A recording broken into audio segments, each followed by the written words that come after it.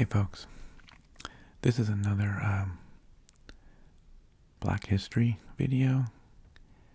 As I mentioned, I'm going to be doing these not instead of my normal videos, but in addition to. And my plan is to continue doing these beyond February, Black History Month. So today's short video will be about Snow Eggs by James Hemings. James Hemings was an enslaved man and the first American to learn classic French cuisine. He helped popularize many of the dishes you know and love today. James Hemings was born enslaved in 1765. He was the second child of his mother, Elizabeth Hemings. He was fathered by John Wales, her captor, who forced Elizabeth Hemings to be his partner after his third wife passed. This made James Hemings the younger half-brother to Jefferson's wife. He was also the brother of Sally Hemings, an enslaved woman who eventually became forced to bear at least 6 children with Thomas Jefferson. When he was 9 years old, he was brought to Monticello, the primary plantation of founding father Thomas Jefferson, who eventually became the 3rd president of the U.S. In 1784, when he was 19 years old, he was taken to France with President Jefferson to be trained as a chef. He didn't only learn French cuisine, but learned how to read and write in English and speak French. Extremely rare opportunities for an enslaved person during that time. By the time he was 21, he was running the kitchen at Jefferson's Paris residence. He brought what he learned back to the U.S. upon their return and continued to act as a chef at Monticello and a personal cook for Jefferson on the road.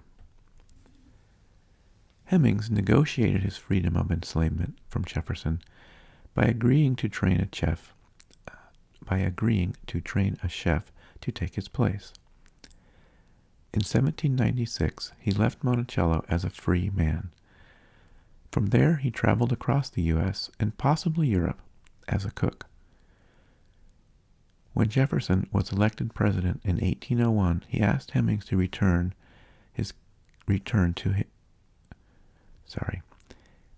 When Jefferson was elected president in 1801, he asked Hemings to run his kitchen at the White House. Hemings, who was employed at a restaurant in Baltimore during that time, wanted a formal offer that reflected his experience, but Jefferson didn't agree. Although little of his life is known after the time he left Monticello, it's reported that he died by suicide in 1801. Unfortunately, because of enslavement, there is little documentation about Hemings' life. He never married or had children. There are some suggestions, however, that he had a fluid sexuality. Many of his contributions were also misattributed. He is known to have brought a dish called macaroni pie, a mix of cheese and pasta, from France to the U.S. But this recipe was largely attributed to Thomas Jefferson's cousin, Mary Randolph, because she put it in her cookbook.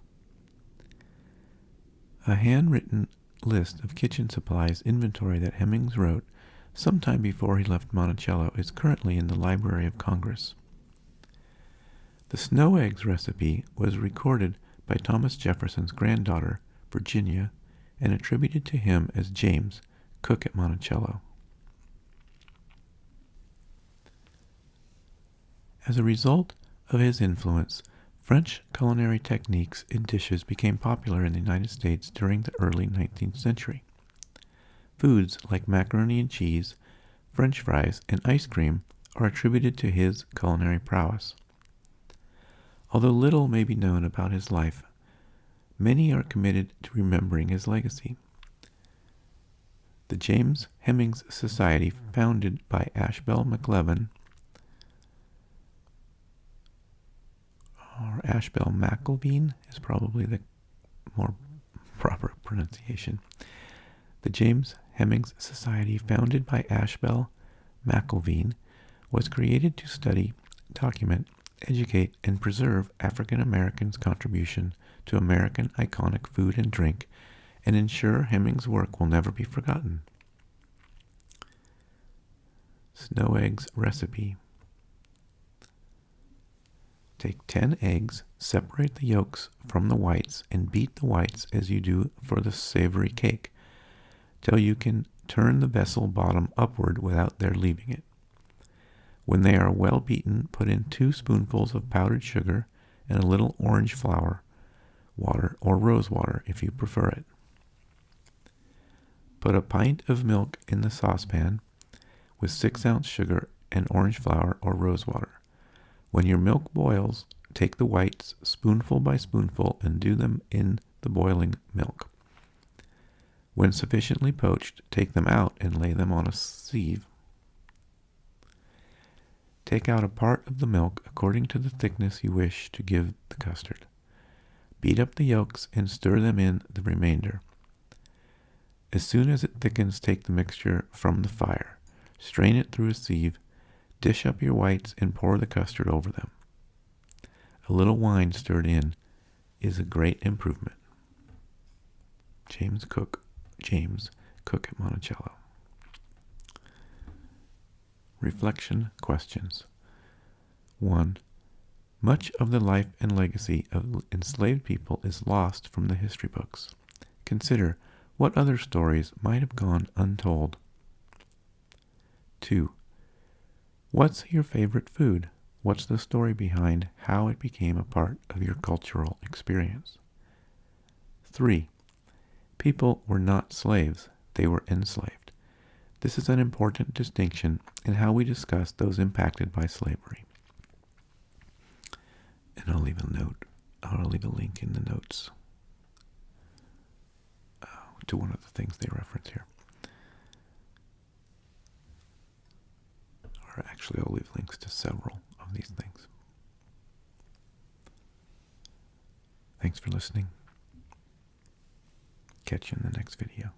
Bye-bye.